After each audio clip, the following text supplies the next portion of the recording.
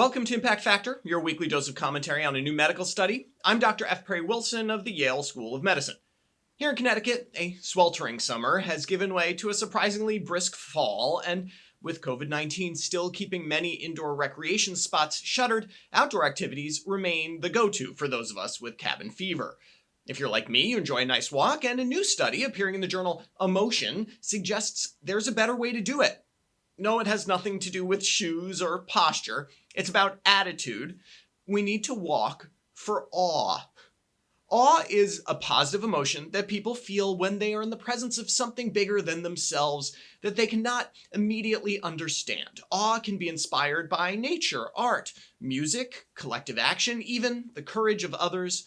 And yes, you can walk for awe. Researchers from UCSF, led by Dr. Virginia Sturm, wanted to investigate whether all walks would lead to emotional benefits. Here's how it worked. 52 older adults were recruited and randomized into a control walk group or an awe walk group. Both groups were instructed to take a 15-minute walk at least once a week for 2 months. Both groups were told to walk alone, maintain a light pace, and minimize usage of phones or other media. They were also instructed to take selfies before, during, and after each walk. More on that in a bit. The Awe Walk group was also asked to cultivate their sense of awe during the walk. They were told to tap into their childlike sense of wonder, to note the vastness of things, whether trees or skyscrapers, to notice the intricate details of things like leaves or historic monuments, and to seek out novel places to walk. The goal here was externalization, to place the focus outside of themselves. And people walked. After each walk, the participants took a survey about their emotions. They took similar surveys every day, even if they didn't walk. And it turned out that people in the awe group were more, awestruck. But that's not all. People in the awe group also had an increase in pro-social emotions over time and a decrease in feelings of distress. But the cool part, honestly, was in the selfies. It turns out you can tell a lot from a selfie. Here's me on a walk this weekend.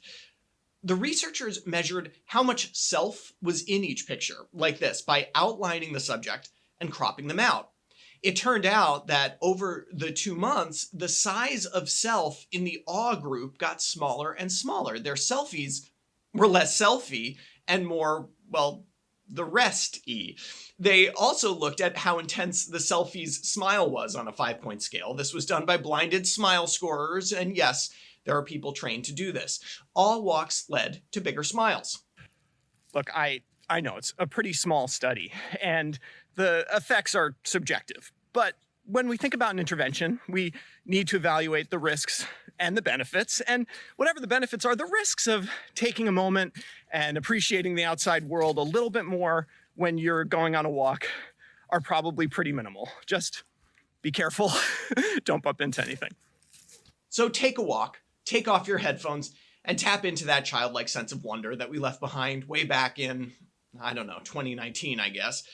It'll make you smile a bit bigger, and that's awesome. For Medscape, I'm Perry Wilson.